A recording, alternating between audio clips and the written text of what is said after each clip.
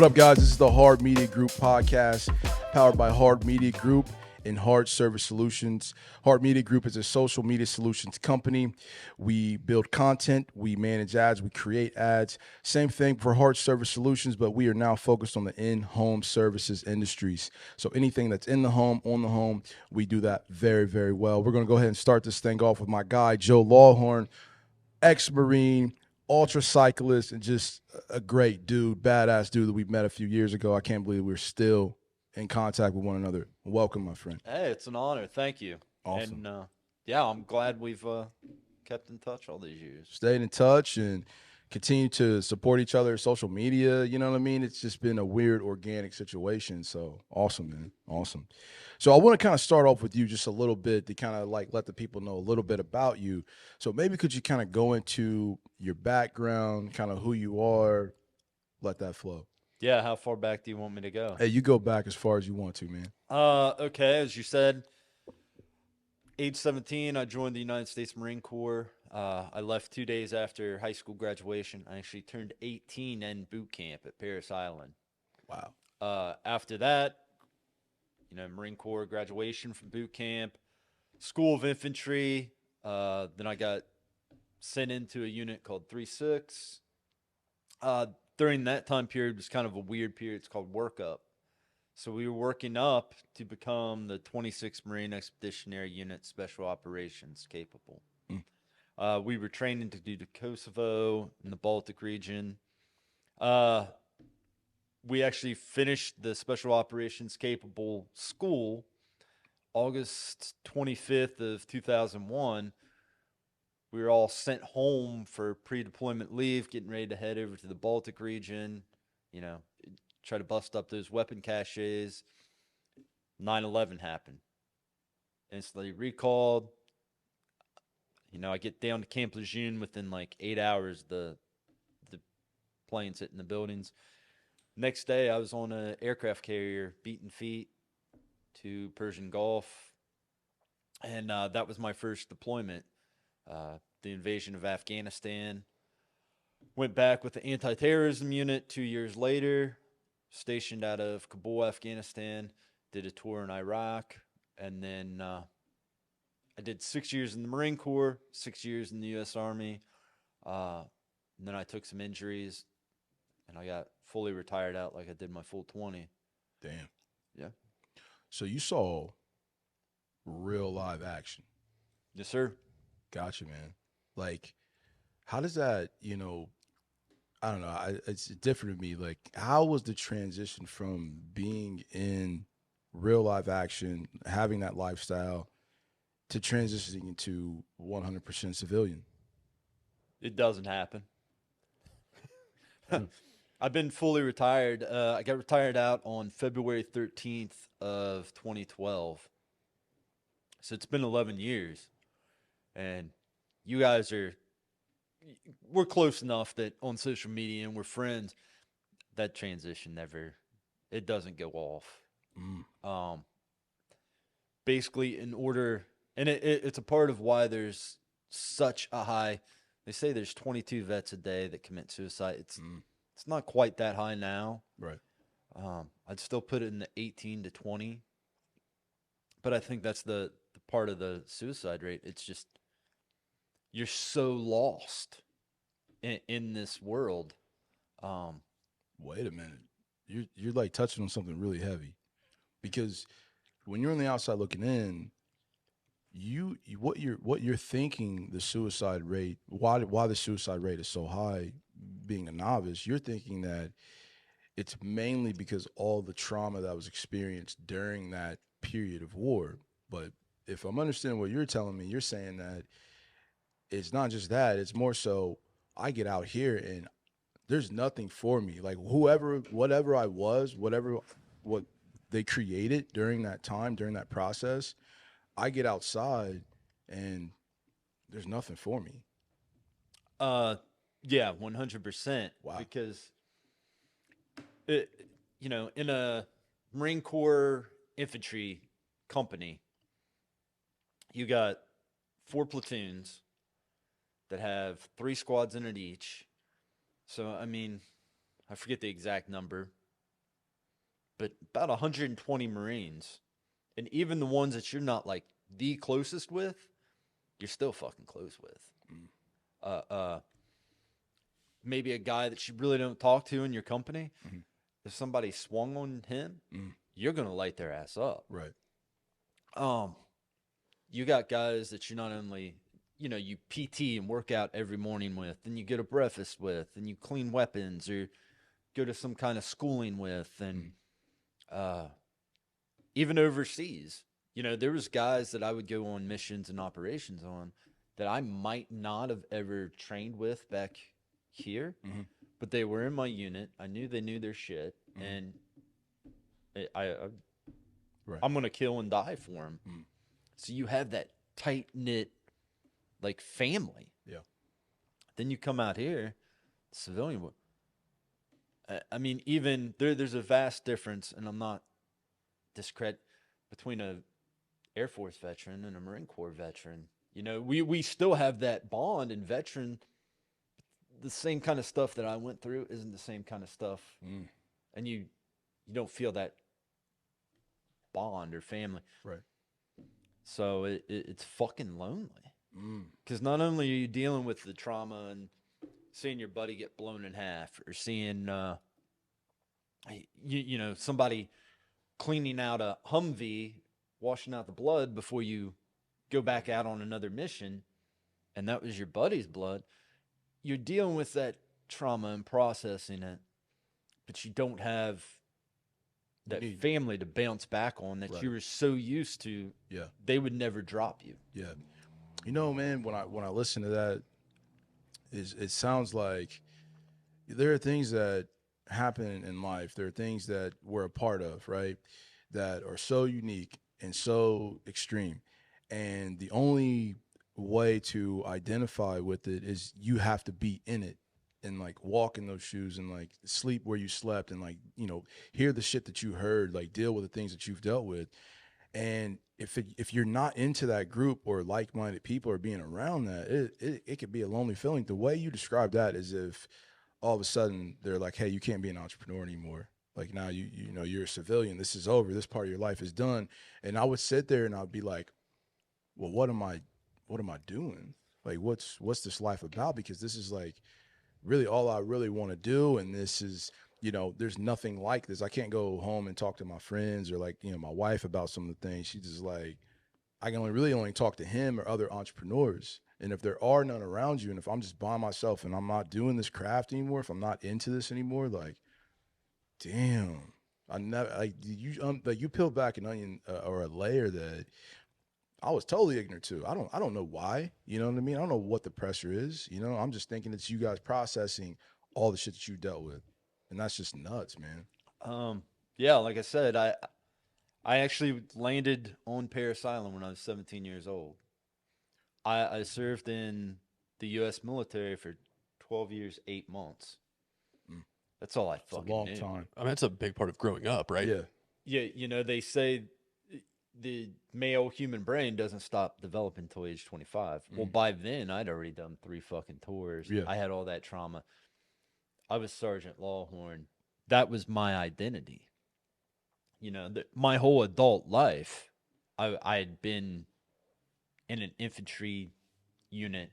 I'd been a United States Marine, U.S. soldier. And then the way it processes out to get into the civilian world, I was at Ireland Hospital at Fort Knox. Hey, we're going to put you on the temporary retirement board. Okay. And then when I was back here in Ohio, one day I went out to the mailbox, and there's this big, what are they called, manila envelopes that had my final orders in it saying, Sergeant Joseph D. Lawhorn, you're placed on permanently disabled retirement list effective of this date. Why? In your opinion, like what was the reason? Like what, I know you had some injuries. Like what, why do you think there was like, it's almost like they forced you to retire? Well, I mean, I can understand.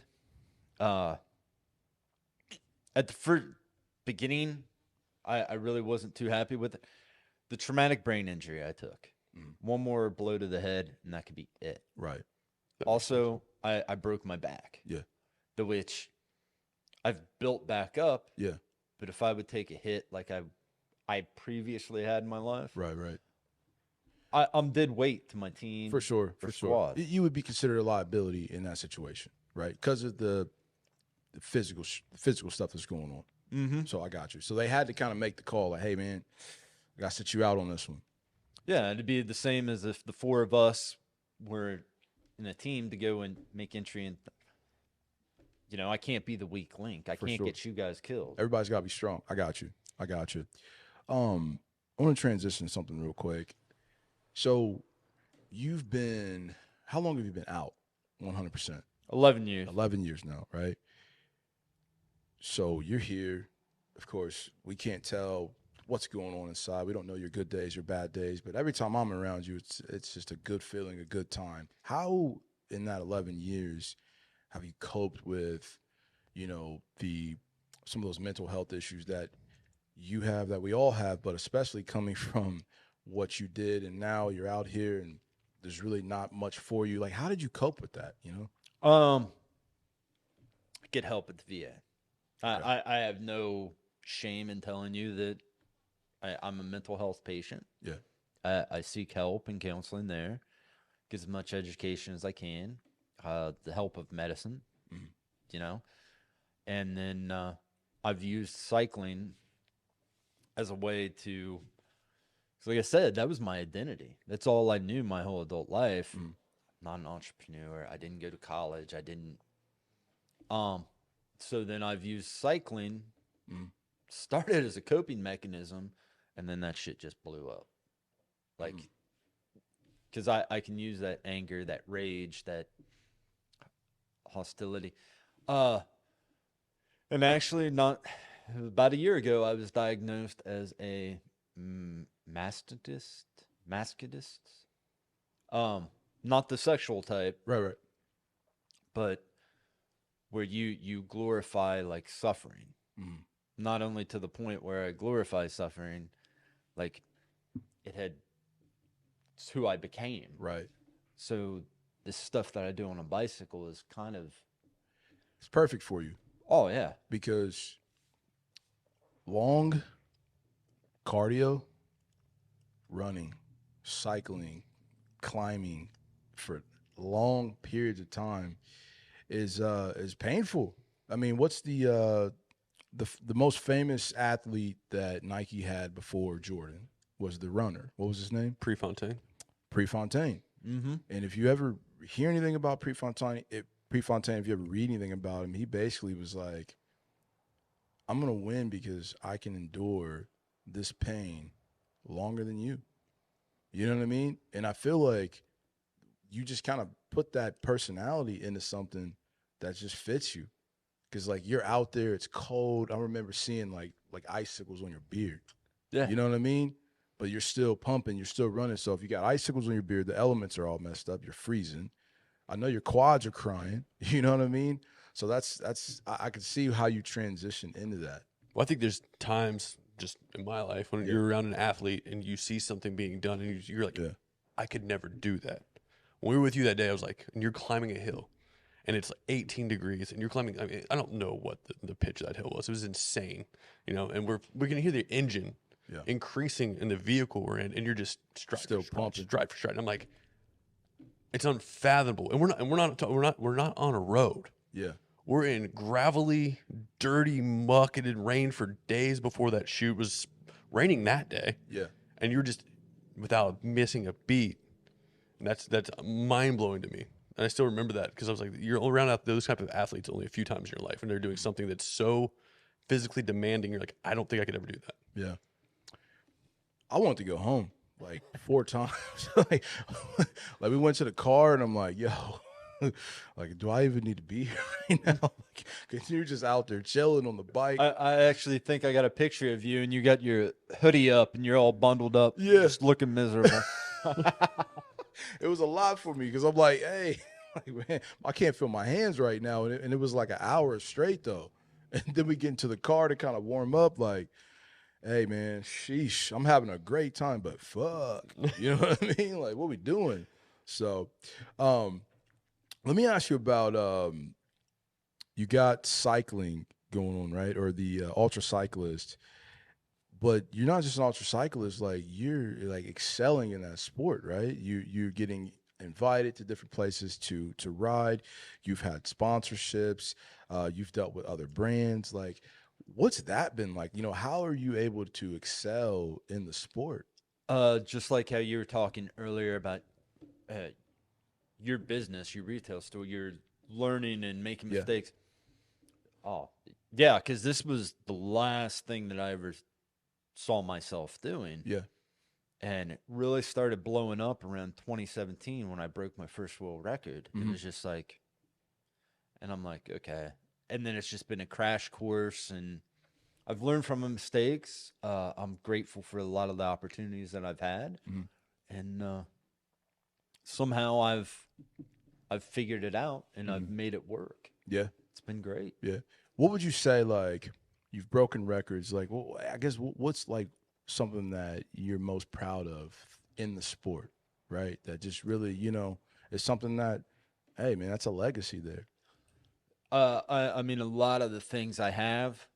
The first thing that a lot of people will mention is Race Across America. I mean, it's the world's hardest bicycle race. You're given 12 days to go from Oceanside, California to Annapolis, Maryland, nonstop. I mean, Wait a minute, time out. How long did it take you to do this? 11 days, 20 hours. All right, so when you sleep, how long do you sleep? Like, how does this work? So, like, during the race, the first 36 hours, I didn't. I just kept riding through. Hold on, man. 36 hours straight of riding. Yes, sir. Different terrains, temperatures, up, down, whatever. Actually, the first 36 hours from California to Arizona is absolutely miserable because it's the coastal range mountains. Yeah. And it was hot as shit in June. I mean, dude, I know you've been through a lot in the Marines, but, like, have you ever, like, physically, like, mentally, yeah, I don't know if anything can prepare you or anything can test you the way the Marines could have tested you, but, like, physically, have you ever been tested on that level? In the Marines? Oh, shit. All right, never mind. I thought I was going somewhere with it, but never mind. I think my record for the most where I had to keep going without sleep is close to 56 hours. So, I mean, You were built for this. You didn't even know you were built for this. Yeah, I think that's the thing when I say it's just kind of like fell into it is mentally and physically. Yeah. I've been doing this my whole life. I just found a way to restructure it. Yeah. What motivates you, man, to do what you do and keep going? A lot of the times during the event, think like guys that my friends didn't come home, and I'm here. I get to do it. They're not. I'll honor their memory through that. So if I start feeling like a race across America, in Ulysses, Kansas, I had saddle sores, horrible saddle sores, to the point where by the time we got to Ohio, every pedal stroke, I was cutting more into my buttocks. And we were stopping about every 50 miles, giving me numbing cream, but it wasn't. Yeah. And yeah, whenever the pain kicked in, don't be a bitch. Yeah.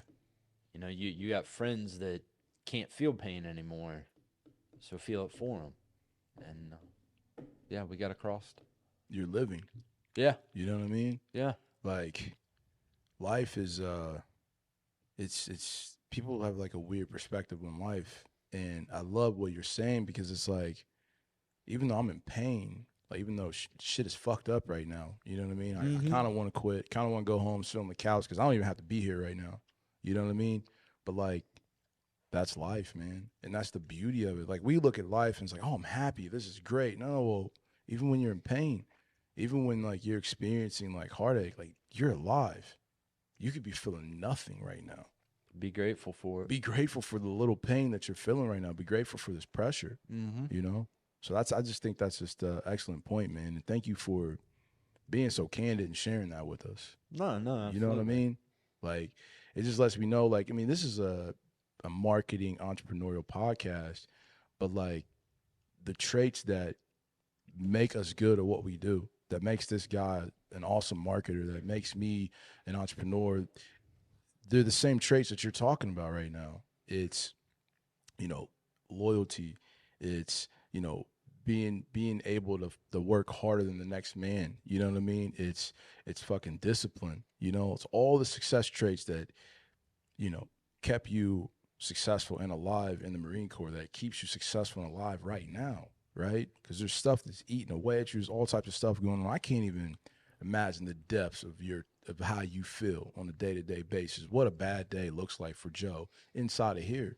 You know, so I don't know, man. I'm just, I guess, long-winded applauding you and just like, man, that's just amazing. Well, thank you. Yeah, no, thank you for sharing. It means a lot. Yeah, 100%, man.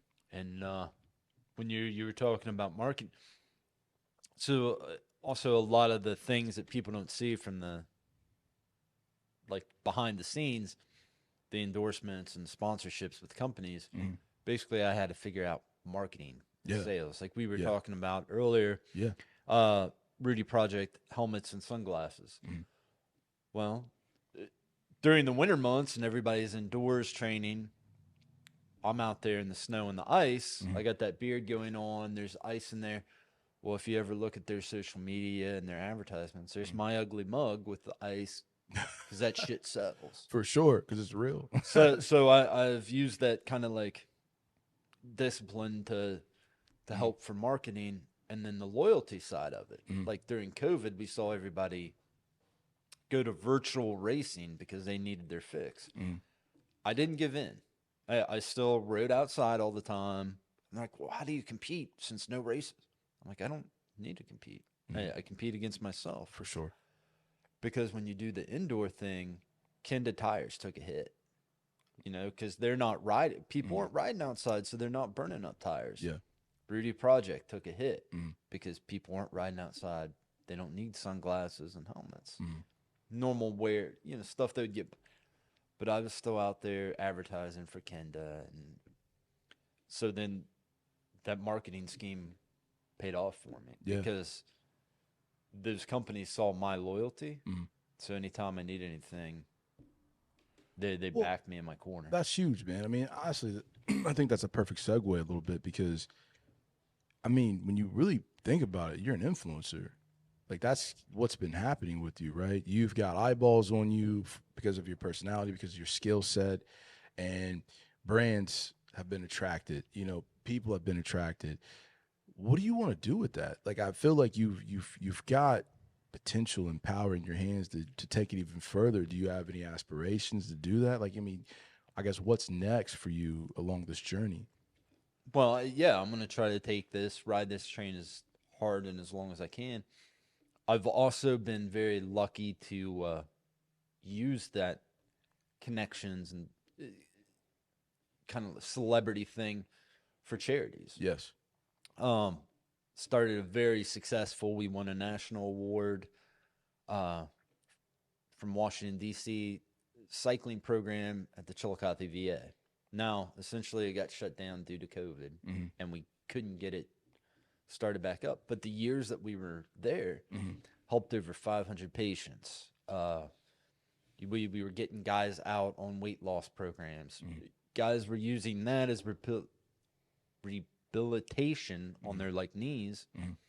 Because like how you had mentioned, it's no impact on your knees. It was good exercise for them. Man, I mean, we did a very great job. Like I said, we won a national award for it. I've helped with different kids' charities. The Cleveland Velodrome. I did a 24-hour event there where I just rode that track for 24 hours. And we raised them, I think, something like $5,000 for their inner city kids program, which I love that program. And I've gone out to Philadelphia and the Preferred Valley Cycling Center, which is T-Town Velodrome. I did a 24-hour stunt on there, and we raised a bunch of money for their the Greater Philadelphia Children's Program. So I mean, I have been good at taking this and using it for good, sure. too. And it's I mean, honestly, man, it sounds like part of what keeps you going, part of your motivation, is not a whole lot of self gain. It's like you are about the self gain, but it's like I ask you what's next, and you're telling me how you can help more people.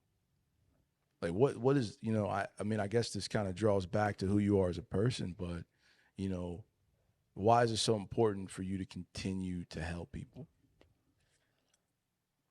That is a puzzle. I don't know. I mean, I guess it could go back to the military where your selflessness. Also, I live with survivor's guilt. And you ask why? Why did I get this? I have to make this mean something. For sure. I'm here for a reason. Because you don't have to be here right now. Yeah. And then if you've ever watched, like, Saving Private Ryan, when Ryan goes to the headstone and he sees his friend's headstone, and on that scale, you're trying to be like, am I deserving? I think a lot of guys like me ask that at the end of the night. What have I done today to matter? For sure. And you're doing a lot of great shit to help a lot of people. So. Man, dude. You know, and I know there's probably days that you wake up and you question that, but, like, I mean, from our vantage point, like, it's clear why you're here. You know what I mean? And I think, man, to be honest, like, to take it a step further is, like, whether you've been through something like what you've been through and you've watched comrades go in front of you, you know what I mean? Like real brothers in arms. I feel like this is what people are missing out on in general in life, in my opinion, is like, you should be thinking like how Joe is thinking, period. Like, well, what did you do today? Are you just here to consume and just like live? Like, but how are you impacting people? How did you help someone else? How did you make someone else better? How did you make yourself better? And it's like, damn, you have this, and it's the perfect, you know, ingredients to live. But like, everybody should think that way, regardless of if they've ever done anything real like this guy's done. You know what I mean? So I just think that's really epic, man. Well, thanks. It means a lot. Yeah, no problem, man. No problem. On the marketing and social media side of things, you've hinted at a documentary following. Okay. Well, yeah, actually, that was one thing I wanted to talk to you guys about. So, Race Across America, like I said, it's the hardest bicycle race in the world. And if you ever look at it, they do documentaries on the teams. You know, the 4-person, the 8-person. And I'll be honest with you, it's because if they saw what the soloists go through, nobody'd fucking do it. You know? I had to ride from Kansas to Annapolis, almost 1,600 miles, every 50 miles stopping and putting numbing cream on my ass. You know what I mean? Because I was cutting. Yeah. Still to this day, my ass looks like Kim Kardashian. So I got scars. Got some incisions. Yeah. But, yeah, if you guys would be interested, right now the trajectory is 2025. And, you know, I could get the funding. All expenses paid to bring a camera crew. Yeah. You know, if you guys would want to come and don't say that in front of him, all right? Because he's already out of control right now. So I wish you wouldn't even. I mean, we should just have this hush hush and then we bring it to him. But yeah, I mean, he's it'll go down. Oh no, he's more the merrier. Yeah, he's all the talent. Oh yeah, he's an untamed beast. So he's gonna be ready. So no sweat. But yeah, we could make Hard Media could make a documentary about. I think it's only right. Are you making the ride? Are you going to do the ride? Yeah, I said 2025. I didn't know if you were. Hey, are we following you, or are we following a different cyclist, and you're going to be out here directing? No. It'd be my second go. Last time. Oh, if you're going, I'm in. And another thing that blew everybody's mind was I didn't know what Race Across America was until 8 months before I did it. People normally plan years, and this is kind of where I flipped the script on guys, and I know you would like this. I did a race, I qualified for it, and they're like, oh, well, then 2 months later, I was like, I'm not interested. 2 months later, I qualified again, and a company came up and said, listen, we'll pay your entry fee if you do the race. I'm like, sure, fuck it. Yeah. I had no idea what I was getting into, but the whole time, all these critics came out of, well, you just can't go do race across America. I'm like, why not? I'm riding my bike. Well, you don't know what it's like in the heat. You don't know what's. They might not know you. I stayed humble. Yeah, yeah. I didn't say anything. I didn't Yeah. argue. And then a little bit back in my head when I was seeing other cyclists crack Yeah. out in Arizona and up in the mountains, and I was keeping going. I'm just like, Right. And then, of course, after I finished the race, I was like, you know, that's the hardest thing I've ever done in my fucking civilian life. But not the hardest thing that you've ever done, period. So I was like, you know, because the one woman's like, well, you don't know what it's like. And she was a Ram soloist, and they kind of have like this trajectory of first you got a crew, and then first you got to do smaller, longer races. You just can't jump in and do it. And my personality is always, I'm all in or nothing. And I was like, you know what?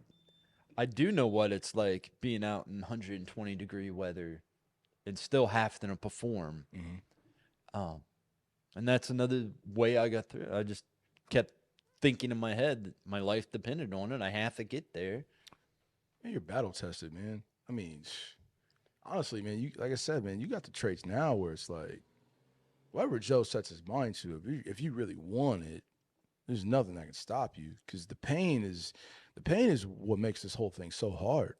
You know what I mean? Whether it's an entrepreneurial endeavor or, you know, an athletic event, man. You know what I mean? Like, I feel like he and I, you know, I gotta include Will as well, but like, how much can you endure, you know, to keep this thing rolling? And I see it with you. How much are you going to sacrifice? Right. You know, you're going to sacrifice sleep. You're going to sacrifice. Yeah, there's a lot of other shit that I would like to do, but in order to get where I want to be, I got to do the work now. So, and I every once in a while I hear a critic say something like, "Oh, if I had your time, motherfucker, you got my time." Oh yeah. You don't know that I don't watch TV. Yeah. I calculate my day in order to get my workout in, get my run in, push the product I need to push. Yeah. You have my time. For sure. You just using an excuse. I mean, you know how it is. You know, that look in the mirror is rough for a lot of people. So like, it's easy to like push some goofy shit your way. Like, man, if only come on, man. How you think we got here? You know what I mean? Like, you think somebody just gave me time? Yeah.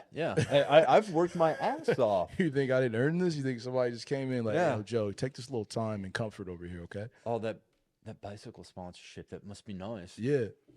Nobody fucking handed it to me, bro. For sure. You didn't get an email? You know what I mean? 30 hours a week on a bike. Yeah. Yeah, you know, working my ass off. That's how you get it. I think one thing we haven't talked about is your creativity in the way you post. So this is what we do. We see it everything from every angle. The way you post and the way you're pushing your products is unique and it's attention grabbing. It is. And it takes different structure. And I always think about like, how is he laying this out? How is he thinking about, hey, I'm going to go do this, this, and this? Because there's certain things that you're posting, like these unique stories or these thoughts that go through your head, and then you tie them back in to what you're accomplishing or what you're doing, and it's fantastically done. And I don't think we've even given you credit for that. And it's unlike anything you're seeing with these kind of brand deals or these sponsorships. You're doing some really cool, unique stuff. But at the same time, I come off blunt and raw sometimes. So there's been a few times where sponsors have tried to, and I can honestly say the sponsors on my board right now, they're 100% all about what I'm doing. And luckily, it's one of the mistakes. Like we were talking about marketing, hitting and missing. Over the years, there's been some hits and misses.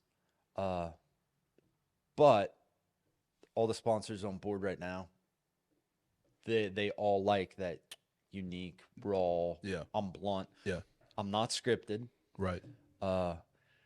I'm very blessed in my life that financially, just on my retirement when I get from the VA, my family's good. Yeah. Like I don't Right. have to beg anybody for shit. Must be nice, Joe. Damn. I'm All that free time. all that free all time. that free time. and I'm not gonna take a knee to somebody. Right. And if there's stuff I actually believe in, I'm gonna push it. Right. And I think that's the space right now, though. You know, I think there's more than enough people, more than enough businesses, brands that you can be yourself and still win. Now, you're not going to get everybody to deal with you. I mean, that's No. the same thing with us, right? You know, I remember when we first jumped into the game, I'm fresh out the recruiting world, so everything's like a tie and, you know, very formal. And then, you know, he's like, I'm going to put a hoodie on. And we're just gonna go sell this. And I'm like, shit, all right. You know what I mean? But it opened my mind up to like, not only did it open my mind up, it like I saw that like whatever you think you have to be, like you really don't. It's just being yourself. And you're not gonna get everybody. It's like finding a date. Like every chick's not gonna dig you the way you carry yourself, the way you look, whatever. But like there's somebody out there that's like, they're gonna fuck with you heavy. And that's what you want. Like you want the vibes to be like that. You know what I mean? So, oh yeah, and that's why it's like I always say, you know, like, you know, when people were like, well, how do I market? How do I build a brand? I'm like, dude, you got to be yourself. And once you when you start being yourself, you can learn the tools, you can learn the mechanics that work. Post at this time or put a video, do a reel, but it's all based on being yourself.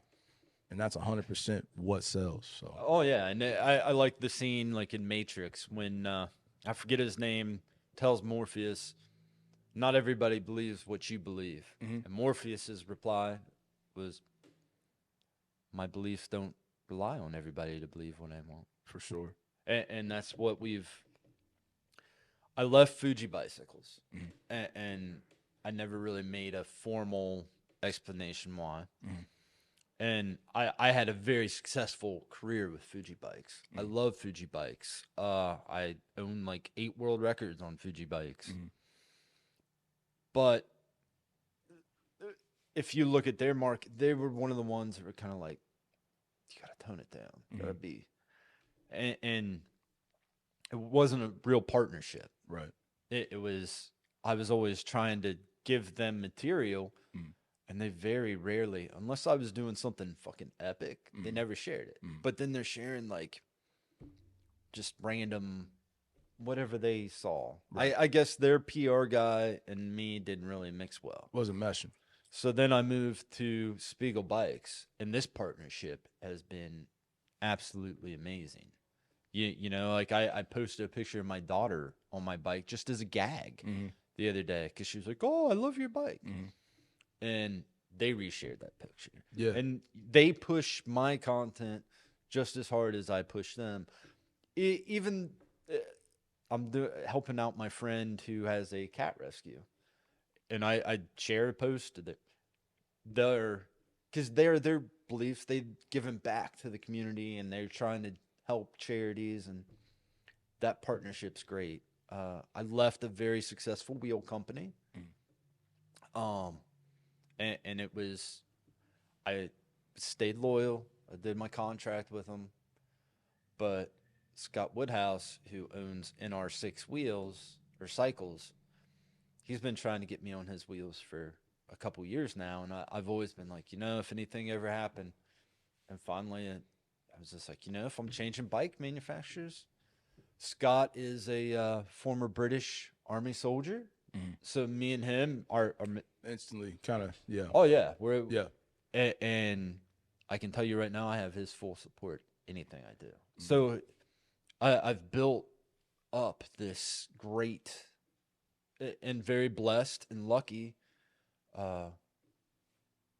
sponsorship and support system, and I think everybody on board on their side knows me well enough that my loyalty is always going to be for them. So when you pick, what's like your thought process, or like when you decide to say, "Hey, I'll work with you as a brand." You know, what how do you decide? Well, in the beginning, it was, and I try to tell young athletes, because like, well, they didn't really give me a great deal. I'm like, get your foot in the door. Right. Yeah. And then number two, get as many sponsors that don't counteract each other as you possibly can to make yourself look like a hot item. Mm-hmm. Oh crap, that guy's like packing 10 sponsors. Like, maybe we ought to look at this guy. Joe, you're an entrepreneur, bro. I'm sorry. I wouldn't say that. I mean, the only reason why I say that is just, and you think like one. Like, I mean, he could tell you better than anyone. Like, you see some of the contracts that we took when we first started, even though we knew that we could probably get more. Like, man, you know what I mean? Like, kind of disrespectful, but it's all good, you know. We But lost money on most of those contracts. lost money, probably, man. you know? You know, but we knew we had to get in the door. Oh, But yeah. like what I'm saying is like you think, and maybe entrepreneur is like a blanketed type situation, and maybe you know what I mean you're obviously more than that, but like dude, you think like one. Well, I think that's, yeah, I had to figure out the marketing side of it because there's more than just being an athlete. Because I'll be honest with you, I get finished dead last in every event I did. Mm-hmm. They really don't give a shit about my race results. Right. They care how much I can sell their product. Yeah. And my personality. I mean, man, it's my guy and all, but like Conor McGregor, like UFC guy, he was the shit at one point, but like he's really just like a business guy at this point. He can lose any fight; it didn't matter. He's still gonna be the highest paid guy. Still got all the endorsements. He's still the face, almost the face of the UFC right now. And whenever he decides to come back, man, shut it all down. Doesn't matter how good he is anymore. But I mean, again, you're hinting. He sells tickets. He sells tickets. Merchandise. You're getting, you know what I mean? You're talking the language like, hey, man, I might go dead last, but they fuck with me. And the other thing, he stays true to himself. Yeah. He doesn't waver. Yeah. Like you didn't waver, and you walked away from things that, you know, I don't know how lucrative those could have been compared to what you're doing now, but you were willing to walk away from those to stay true to yourself and stay true to your brand. Yeah. And I don't think I've ever heard someone say, man, I wish I would have sold myself out more. Like everyone says, man, I'm glad I stayed true to myself, but no one else. The ability to say no and just be real. Like, that's not me. I want the money, but that shit's not me. Yeah. I mean, that shit ain't working. It's like what we were talking about, being willing to sacrifice. Like, yeah, I'm not. And yeah, there was a couple deals that have come.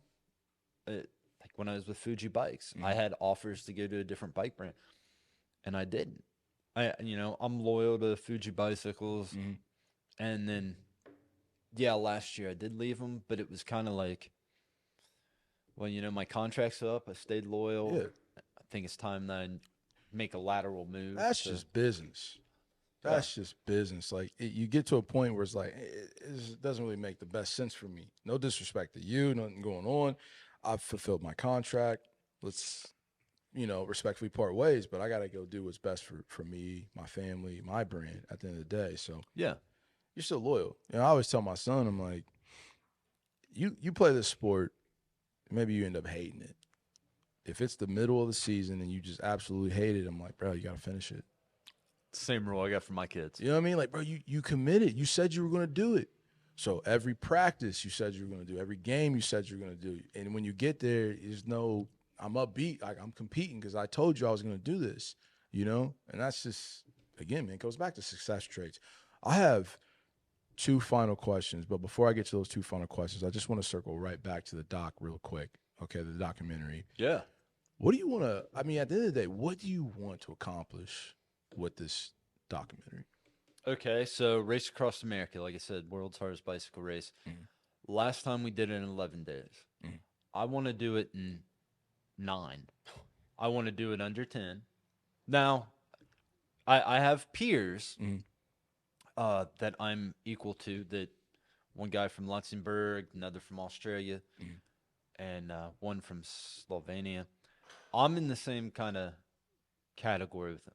So I know it's feasibly we Right. could do it. Right. You know, and last time also there was enough critics that my wife and I both had decided, because she was the crew chief, to play it more conservative. You know, we didn't push it to the extreme. If that's It was your first run, though, right? yeah, we wanted to make sure we could do it. You don't even know the threshold. You don't even know what it's about. So you had to get to that first run. So second time we're gonna go back and we want to do it in under 10 days. Right. That would be 9 days. Yeah. If it landed on the 10th day, I'm okay with that. Success. And yeah, like I said, no one's ever done a documentary on the soloist. It's always been the teams.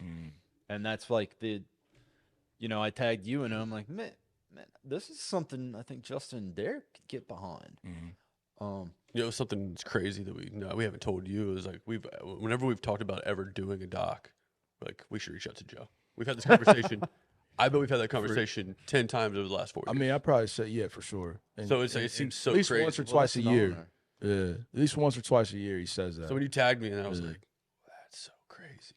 Yeah. So I mean, and the way the race goes, you always have to have like a follow vehicle, that which stays during the daylight hours has to stay within 5 miles of you, and at night it's direct follow. And then there's also another vehicle. We had an RV that would shuttle the rest of the crew, because the way my crew was split up was a driver, a navigator, and then the crew chief, and then they did 8 hours. And then that way they could switch off, and they followed me all the way across the country like that. Now, what I see with a lot of the other, like what I've seen with the teams done, they had a media vehicle that basically you guys would drive, get whatever shots you guys wanted. You could drive ahead to, like Wolf Creek Pass is just a fucking brutal mountain. And, you guys could set up there to get photos. Yeah, I think once we work the logistics, I think it'll be easy. I'm already in my brain thinking like because it's a narrative, man. I can't turn the sell shit off, right? So I'm like, there's a narrative here, not just the race and not just you being under 11 days, 10 days, 9 days. It's you, your background, everything that led to this right here, why you live, why you're motivated. Like, my bad, I just want to sell it. I'm sorry. No. And a part of that is last time we didn't have enough time to tie in like a charity or do anything. Right. Yeah. Because I think that was another thing that I felt unfulfilled about was last time. Everyone's like, oh, it's so inspiring. And I sat back and I'm like, well, I didn't raise money for veteran suicide or something I think you guys have picked up on. I grew up poor, like poor as shit. So I didn't have like nice bikes. I was building bikes from parts that were taken off or junkyard or to build my bikes as a kid. So I'm really big about getting kids bikes. Damn. Reason why I was so passionate about the Cleveland Velodrome and our kids project or the Philadelphia kids. Because, man, I didn't have the bikes to compete. Right. Or I would go to a bike race and there's a kid on like a $5,000 bike and I'm on a Walmart bike. And that's another set of achievements that I liked. First world record I ever broke. I did it on a bicycle I built in my living room for $350. No shit. Damn. At the start line, Yeah. I'm standing there, and my wife comes over and because I spray painted it camo like I would my rifle, and I gave it flying tiger shark teeth, kind of like my trademark look on it, and people were laughing. Yo, what? Yeah, my wife comes over and she's like, "Those guys are laughing at you." Now, the race happens down in Washington, North Carolina. It was August. That's where I used to be stationed at. So the summertime heat down there, 100 degrees. And the race happens around a big-ass fucking swamp. So I knew the humidity is just going to kill everybody. And that's what I did. I rode, and I was riding, and I was watching my heart rate, keeping everything in check, my numbers. First 50 miles, I was getting passed left and right because I was keeping that discipline. I'm like, all right, well, I can't let my heart rate elevate over that. Dude, so yeah. I was getting my ass beat in the beginning of the race, but once that heat started hitting 3 to 5 o'clock, so about 8 o'clock, my wife radios me because I wear a radio during the race, and she's like, Joe, everybody's pulling out of the race. And no shit, all those guys that were on like $10,000 Chevello bikes or Pinarello, they were more worried about what the fuck they were riding than worrying about their riding. And the next day, I finished second place overall, kicked everybody's ass, except the guy that beat me, who ends up being a really good friend and world-class cyclist. And I was doing it on a fixed gear bicycle. So that's one gear and your legs can never stop.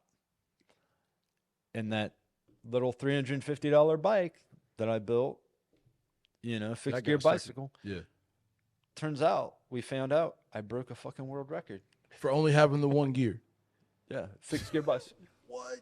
Yeah, the previous record for a fixed gear bicycle was 397 miles. I threw up 405. So we were Wait a minute, bro. You just quadrupled that number. Like, you just 4x that shit. You went from 100 to 400. No. It was 380 some. And then I had 400. Okay, but you still broke the record. Yeah. All good. Doesn't matter, man. You broke it. Fuck it. Unknowingly broke. Yeah. Yeah. We didn't know that I did. Amongst all the jokes and the corny stuff that you were dealing with, like, these guys, there's always those guys though that come in with all the nice equipment, but like there's really no substance there. Like, hey man, you're still a clown on a cool bike at the end of the day. You know what I mean? So I got 2 more questions, man. And then I don't know if Justin has any questions. If you do, go ahead. But I got 2 more. I think that are pretty decent. 10 years from now, man. You are building, you're accomplishing. Where are you at? Where do you want to be at? Hopefully still in the sport, heavily involved. I think probably that stage. I have a good friend from Slovenia, Marko Bol, who's actually a teammate now since I made the transition to a new bike company.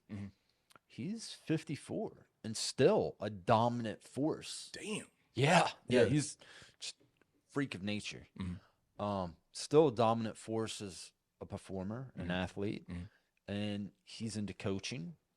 And I think that'll be, next decade. Right. Still build a huge resume and, get into coaching, help others. By then, my son should be 14. And my daughter, I think she's seen me suffer so much. She wants no part of it. No part of it. I'm good. Yeah. No. And it kind of pisses me off because I'm not saying it because she's my kid. Yeah. She's got a lot of potential. Yeah. And I'm always like, fuck, if you would give me 10 hours a week, kid, I can make you a god. How old is she? 15. So we're also in that stage where dad's going to say. Well, I was just going to say. It's coming. Yeah. Yeah. She's 15. I feel like sometimes girls, they're just ahead of the game. We're like, I know what I want, and I know what I don't want sometimes. But there's still a chance that she could just like, all right, man, I'll start biking. I like it, Dad. Because she's still young enough, so there might be some hope there for you. Yeah. And then I have my little man cub who's 4, who he's a totally opposite kid of my daughter. Like, totally. She was always soft-spoken. Another thing that she doesn't have aggression. So, like, she was doing track, and at the end of the race, like, when that just time to pump it up, yeah. And you got to kick and you got to fight. Yeah. No fight in her. She's a good heart. No fight. No. That's interesting because kill. It almost sounds like, dude, it's whatever's inside of you. Everybody ain't got that. Because you're saying, like, even when you just described at the end of the track meet or at the end of the run, the facial expression you made, the mannerisms, like, there's something that you're digging from. Everybody ain't got that fire, man. You know what I mean? Like, Yeah. I just seen it right there live in living color, and I'm like, he just reached and turned into a different person just for his little second. Everybody ain't got that. That's some super athlete shit. I think too, and this could be just theory, that when you have children and you have that kind of persona that all three of us somewhat share, is that heavy grind, protective, this kind of, especially with girls. Yeah. She feels comfortable. Like, my daughter feels comfortable. She doesn't have to be aggressive. She doesn't have great to, point, man. because she knows that dad's there. That she has this protective layer over top of her. That she's like, the aggression's taken care of. Yeah, the protection's taken care of. I can be here and I can be comfortable. Right. I don't have to do that. I don't have to be him. I don't have to be that. You know what I mean? That could be a point too. You know what I mean? And then my boy, he's more. Yeah, he's ready. Oh, he's about to segue right into it. No problem. Yeah. Oh yeah, he gets on his little strider and he's going out for over 2 miles on that little fucking strider already. Yeah. And he's. My wife kind of says it jokingly, and then at the same time, more like, "Oh fuck." Yeah. He's another one. He's got that. Yeah. He'll be fucking with me and I'll, give him that little hard shove into the couch. Mm-hmm. He gets up and he fights. Yeah, I'm pissed now. Yeah. Where if I would have done that with my daughter, she's like, yeah. Oh no. Right. No, he gets that. For and sure. there's been several times where he gets pissed and then he just comes at me. Yeah. I'm like, whoa, what are you doing? Who do you think you fucking with? But that's cool, man. So yeah, the different. I think we'll be seeing him heavily into the sport. He's gonna be a competitor in the sport. I mean, it's a perfect segue. His dad was doing it.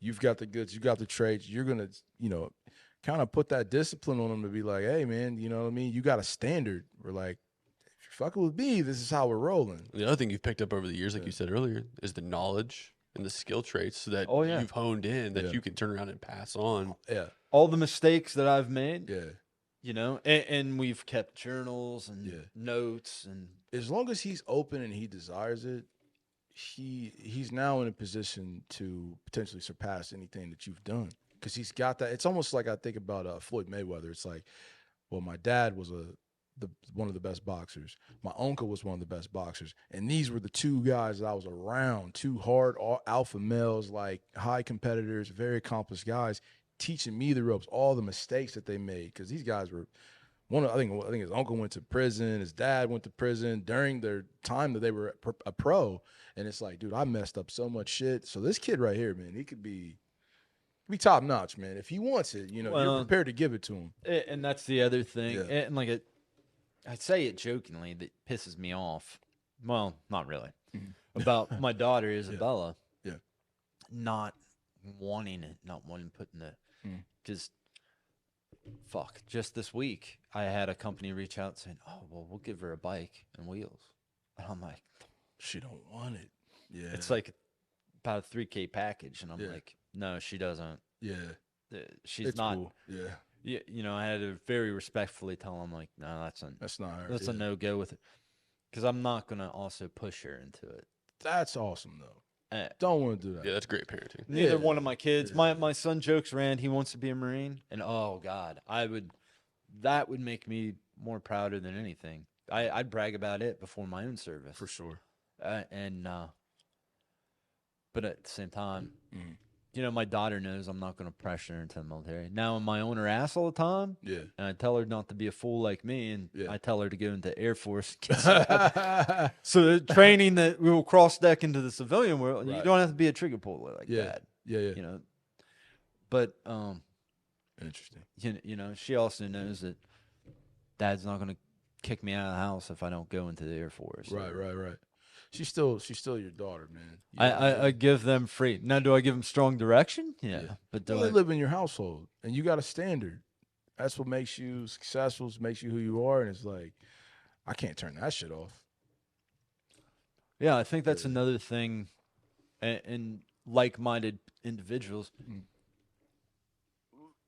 Most people do enough so it seems like they're not lazy. Grinders and hustlers, we do so much and we still think we're lazy. For sure. You know, that's something I struggle with. Like, Yeah. fuck, I got to do something because I'm. Yeah. I- No, it's funny you say that, man. Like, I feel like once a day, I'll utter it. I'll either utter it or I'll just fucking say, like, man, I got to get my shit together. Once a day. No, I mean, no matter what. And you go back 4 or 5 years, you could probably say, hey, man, I think you're getting your shit together. Like, nah. But it's just that the nature, like, it's like once you, it's like a gift and a curse, man. And we talk about this shit all the time. Is like, something inside of you will not allow you to settle. Yeah. You know, that's something my therapist has talked to me about, and something I've kind of had to, all right, because I have such high demands for myself and standard, sometimes I got to, all right. Sit back and enjoy what you've done. Settle. That's hard, man. That's very hard. To learn to settle. Yeah, it's a double-edged sword because it's counter. I don't know if it's the right way to say it. Counterintuitive to who you actually are. Like settling is like the opposite of what you are, but you have to at times settle because just mentally it'll drive you crazy. Like, damn, dude, relax. Fuck yeah. It's okay. Yeah. You know what I mean? Like but it's not okay because that's the shit that makes me who I am, and that's how we all got here. By me always thinking like, what's the next one? What's the next one? What's the next one? You know what I mean? Which, again, it's a double-edged sword, man, you know? Well, and the same thing as far as like the athlete world, I've seen a lot of great athletes who they thought Race Across America was their pinnacle of their career. And then what happens is they do it, the expectation of what they thought it was, and I have a good friend. He actually beat me in Race Across America. He was the first American. He got third. I got fifth that year. I was second place American. He mentally, he just cracked because he wasn't like us. That I did Race Across America. Okay, so what's my next? Oh, I'm going to be the 500-mile club. I want to be one of those guys that can hit 500 miles in 24 hours. So that's what I've been working on for all these years and doing these races. And where he was just like, he sold all his bikes, sold all his shit, retired. I don't even know what he's doing. What he's up to right now. And it's guys like that. We're always thinking, what's next? What's next? What's next? Let me ask you this. How much do you think having fun plays a factor in, like, you willing to be like, what's the next one? What's the next one? Like, because I feel like there's something that's driving you that's like, I know you mentioned the motivations that you already have, right? Yeah. No sweat. We understand that. But it's like, I feel like, I mean, it's my opinion, but I feel like if you're not having fun, if there isn't a degree of this shit that is fun to you, even when I was talking to you about the retail space, if someone was outside looking in, like, God damn, that sounds terrible, but I'm like, hey man, it's still fun. I can't wait to figure out how to crack this code, how to make this thing happen. There's times with Hard Media, because like, dude, we own both companies. So at 1 minute, Hard Media is like, oh man, it's the shit. We're having a great time. Hard Apparel is like, Then it switches. But like, through all that stress, through all those dynamics, I'm having a fucking good time. So I'm like, what else is in the midst to just make you still do that shit, man? Yeah, a part of it is the fun, the drive, the excitement. Really smart businessman I know, Byron Gearhart, and he's done a lot for me in my life. He's a farmer, and he's got solar fields, so he's getting money from that, and this milk route and his farming. Like, he could easily sit back, but he's looking to expand, like an excavating company, and he's looking to expand all his businesses, and he's 64 years old and still going, hustling and grinding, and it's because he fucking loves what he does. Right. He's having, that's really all I'm getting at. Like, you're having a good time. You are having fun doing this shit. You like riding, you like competing. You talked about the 10-year plan when you want to, start coaching. You're still having fun. Oh yeah. It ain't like, you know what I mean? It's work. Like, it's still work. There's days where it's like, I don't know if I feel like getting this long ass run in today. I don't know if I feel like getting this long ass ride in today, but like, I'm gonna do it. You know? Well, what I think is scary for other competitors is I would never have to race a day in my life again. I don't need the racing aspect. I like the fucking hard riding, Yeah. going out and just kicking shit out of myself.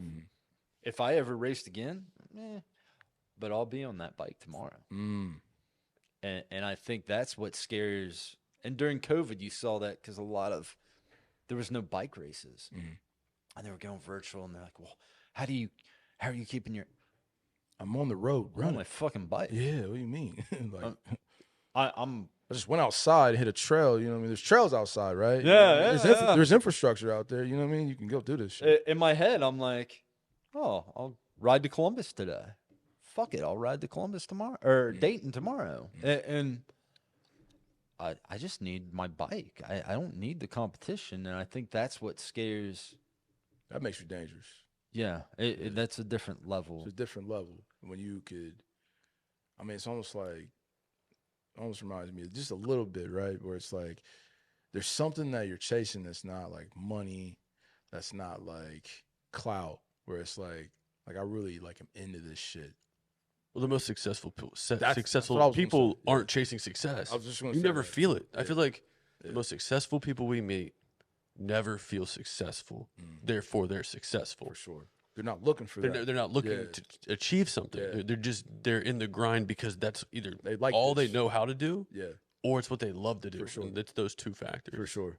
Yeah. I was just gonna say that. Yeah. I like adventure. I like riding my bike. I like pushing myself as hard as I can. Yeah. Give a shit about where I place in a race or if You know I who even you do are. it. You know who you are, man. And you're You're living. very it. much You're doing some. aware of who you are. Yeah. Yeah, but say you're doing some really, really Yeah. cool shit. Like you're living multiple lifetimes In in one a life. single lifetime. In one life. How old are you now? 41? I'm 40. I turned 41 next month. I remember, like, I don't know. I feel like I remember you telling me how old you were about 4 or 5 years ago, so I just put it all together. But, like, when he says you live multiple lives, like, dude, there's most 40, 41. They ain't never lived like that. And I know all that shit wasn't pretty. I know it was all, like, a lot of that shit was fucking terrible. But that's what I'm saying, and that's what I'm like. You wake up with that mentality, like, dude, I'm alive. I get to feel pain today. Like, think about the edge. Think about the mentality like it takes. Like, yo, I'm going to feel some pressure today. But I'm alive, dude. Like, man, that's just incredible. Man. We've lived in like this by this quote that you never bet on the horse. You always bet on the jockey. man. You could tell me, hey, man, I'm going to start a I'm company. betting on the jockey. Yeah, man. I started a company making cameras. Yeah. Yeah, he'll Joe said he can do it. he said he'll do it. Yeah, like, he can do it. You know what I mean? The jockey I'm betting on. Well, So- certain people, their mindset, they're going to fucking succeed at what they do. Right. And something probably no surprise, David Goggins, right? sure. If we come from the same fucking background. Absolutely, yeah. And one of the things that I love that he said is to be the top at what you do, to, the top motherfucker, you're going to be misunderstood by everybody because you're fucking obsessed. And I've dealt with that with cycling because snow and ice, I'm out there on a bicycle. Or rain, or I get my ride in every day. And people are like, well, they can't fathom that. And it's like, well, I know where I want to be. This is how I got to get there. For sure.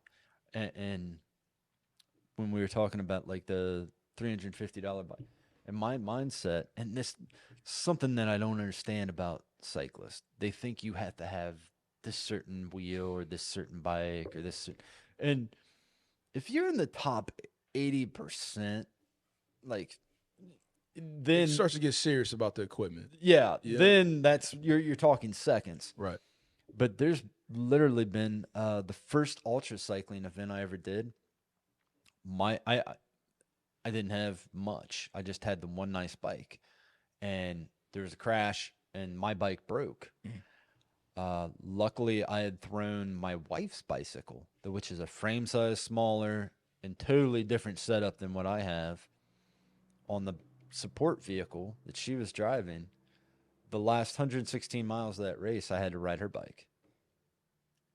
I mean, tiny ass little bike, not set up for me, but in my mind, it's a bike. I'm going to finish the race. There's also been several other races that one time before the start line, somebody threw me a bike because mine broke. Never been on the totally different bike brand. Wasn't Fuji. I think it was like Trek. Never been on. So in my mindset, I work on myself and my capabilities. You can put me on any bike and all. The tools are Money. the tools. Yeah. I mean, you can give me some type of buzz saw, and then like, here's all this wood. You got the buzz saw. I'm like, shit, what you want me to do with this shit? I don't know. You know what I mean? Yeah, I got the right tool, but like, I don't got the skills. Yeah. You know what I mean? And exactly, that's why I try to tell younger cyclists. I'm like, you need to make yourself capable of. You can do it on any bike. You know, it's a tool, like you said. Now, is there a preferred tool? For Fuck sure. yeah. Right. But make yourself so lethal that you can be put on any bike and still accomplish what you need done. It goes back to working on the individual. You know what I mean? Like, strip me of whatever I got. You take my bike away, take whatever. Like, I'm still on my shit. So I'm still capable. You know what I mean? Last question, man. Again, this is more of an entrepreneur marketing business podcast because we have, I guess, interests that go everywhere. We'll talk about anything and everything, but like mainly the people that are watching this are either in the business game or, you know, the aspiring entrepreneur game. If you were to give advice to aspiring entrepreneurs or just anyone that is trying to be successful at whatever, you know, what would that advice be?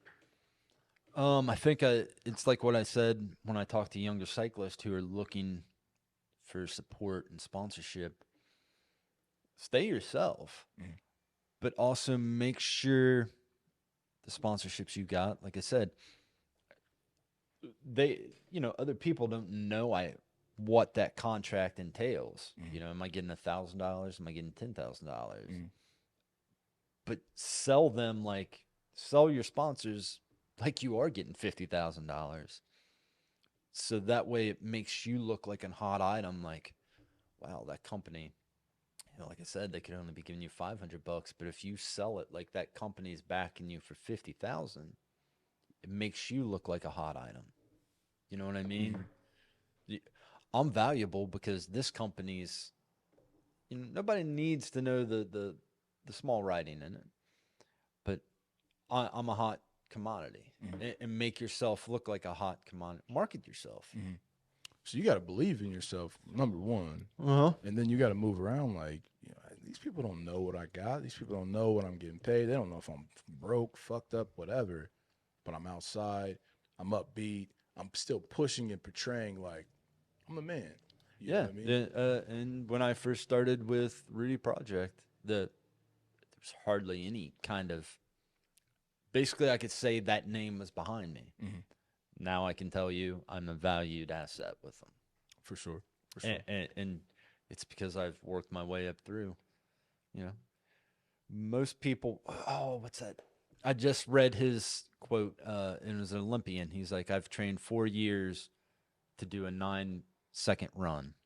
It wasn't Bolt. It was, gotcha. It was another 100-meter type guy. I can't remember. But I remember seeing that quote. Like, you know, like, track's a weird beast, though, you know, where it's like you run, train for a 10-second event.